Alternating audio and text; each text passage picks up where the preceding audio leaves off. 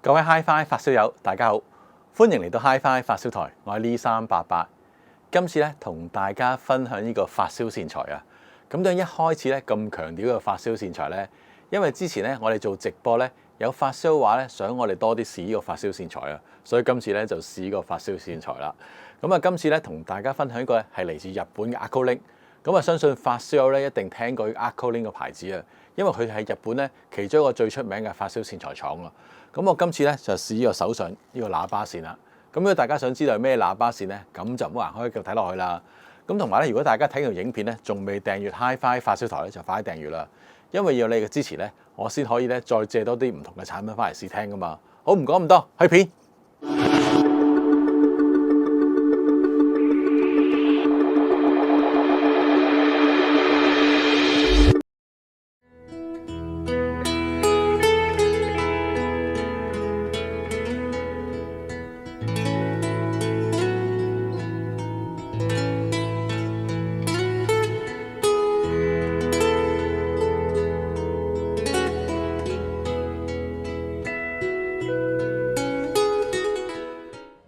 今次咧同大家分享咧就係呢條嚟自日本 Arcolink 佢哋嘅旗艦級嘅喇叭線 7N S8500 Legenda。咁呢款最新嘅喇叭線咧，我喺未介紹之前咧，我想先同大家分享下咧廠方嗰啲咩獨特嘅技術啊。Arcolink 嘅母公司咧，其中一樣業務咧就係做呢個金屬冶煉啊。而佢哋嘅金屬冶煉嘅技術咧，可以話手執牛耳啊。佢哋第一間公司咧可以量產到呢個6N 嘅純銅啊。所以自然 Arcolink 咧可以用到咁高純度7N 銅咧嚟做呢個發燒線材啊。咁而家 7N 咧係意思指啲咩咧？係意思指咧嗰個銅嘅純度啊，可以達到咧99.99999%啊。總共咧有7個9啊，所以就叫 7N 啊。咁如果以發燒線材嚟計咧，真係好少公司咧可以用到咁高純度嘅銅咧嚟做呢個線材㗎。Arcolink 咧其中一樣最重要嘅技術咧就係呢個 shrink feed 無應力加工啊。咁啊，當呢個線材嘅導體咧製作嗰陣時咧，要經過一個拉伸嘅工序㗎。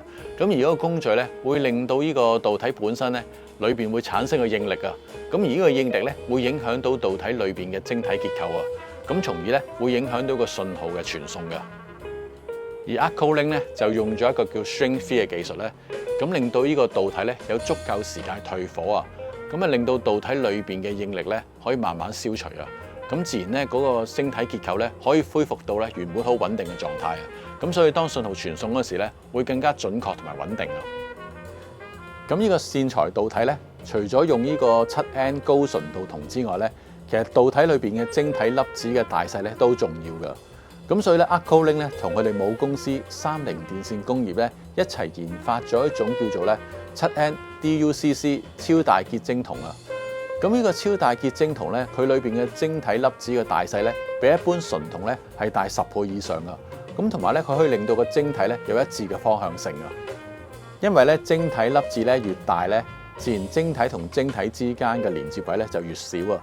咁啊，當信號傳送嗰陣時咧，嗰個信號跳動嘅機會咧就會越少，咁自然對聲音咧好大幫助啊。咁至於個晶體嘅方向性啦，一樣咧對於個信號傳送嗰個流暢度咧有好大嘅提升啊。所以自然出嚟嘅聲音咧，會更加自然同埋更加流暢嘅。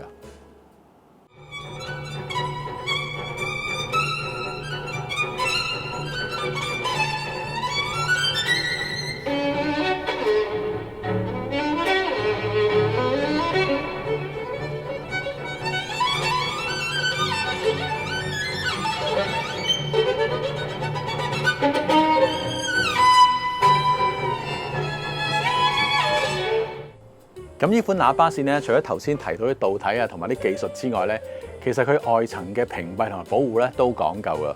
咁啊，首先裏邊咧有2條線芯，再繞咗呢個絲線，再用呢個 Teflon 膠紙去包實。咁啊，再喺外邊咧覆蓋咗呢個聚乙烯嘅樹枝。之後外層咧就用咗有吸震功能嘅鎢，加上呢個非晶態粉末嚟到做填充啊，嚟吸收呢個震動啊。咁再用呢個咧 Noisebit 電磁波吸收膠帶，加埋呢個銅箔嚟做呢個第一層嘅屏蔽。咁之後咧，再用到呢個高分子嘅聚烯莖樹脂咧嚟到做保護層。咁喺外邊咧，再包上呢個黑色 UEW 同埋咧鍍銀嘅軟銅嘅編織網。咁而個編織網咧就接到呢個輸出端嘅負極嚟到做呢個第2層嘅屏蔽架構。咁最外層咧就用咗有抗 UV 功能嘅聚氨酯嘅保護層啦。咁啊，整體成條喇叭線咧，個噪音咧係非常之低啊，有好高嘅順噪比啊。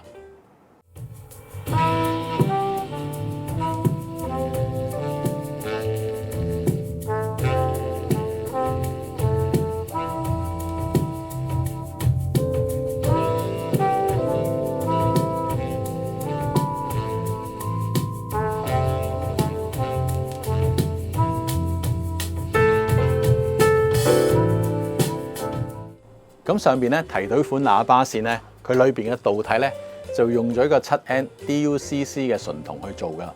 咁佢裏邊咧其實有2組嘅導體，咁每一組咧就有50股0.37mm 嘅幼銅組成啊。咁同埋個喇叭線嘅外徑咧都有18.7mm啊，都有一定粗度啊。所以大家咧都要預留少少空間咧去走線啊。咁個喇叭插頭咧咁啊分別有焦同埋叉。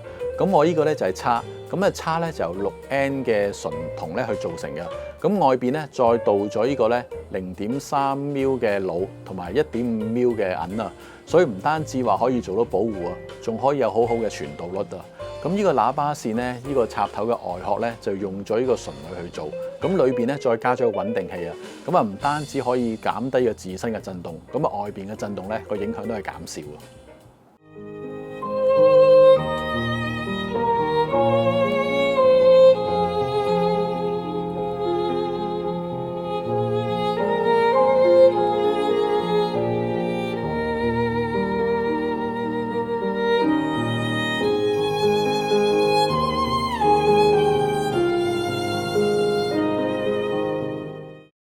咁如果以旗艦喇叭線嚟計咧，呢款 Arcolink 嘅喇叭線咧，真係唔係用呢個外表去吸引人啊。不過佢裏邊嘅導體啊、屏蔽啊同埋保護咧，一啲都唔簡單啊。所以真係唔可以淨係睇個樣啊。同埋我經過長時間試聽之後咧，我發覺咧佢把聲真係得㗎，真係實實在在咧係條靚聲嘅喇叭線啊，同埋有高級喇叭線嘅特質啊，就有好強嘅密度感同埋質感啊。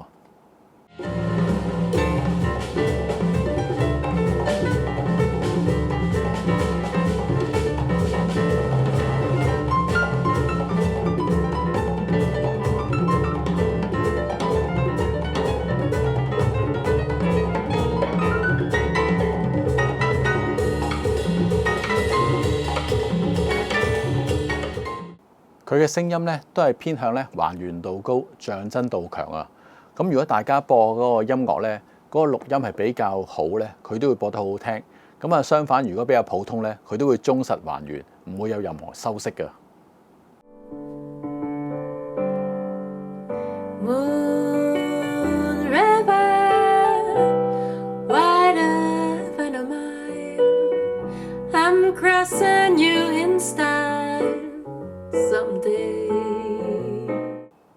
咁呢款喇叭線咧，用咗呢個高純度銅咧嚟到做導體啊，咁自然咧就有呢個銅喇叭線嘅聲音特性啊。嗰個聲音咧係好厚實㗎，好有呢個實在感，同埋咧嗰個聲音好有紅豆豆嘅感覺啊。咁啊，當播低頻嗰陣時咧，個能量感都好充足，而且都係保持彈性啊。咁同埋鼓聲大聲嗰時咧，都相當之凌厲，而且又夠鬆容啊。咁啊，當鼓聲細聲嗰時咧，啲弱音都交代得好好，而且都係保持返一定嘅亮感啊。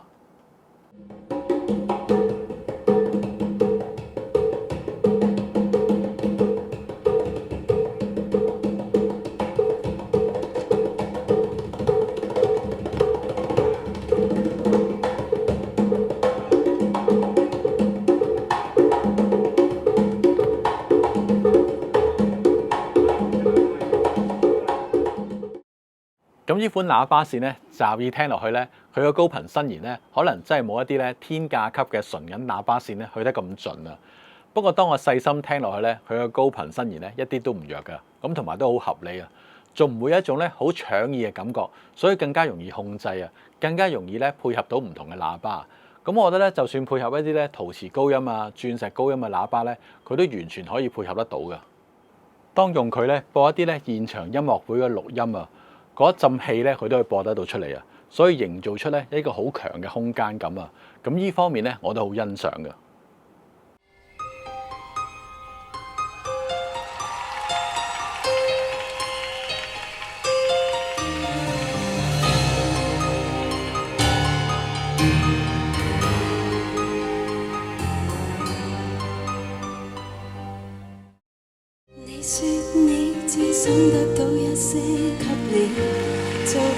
給你。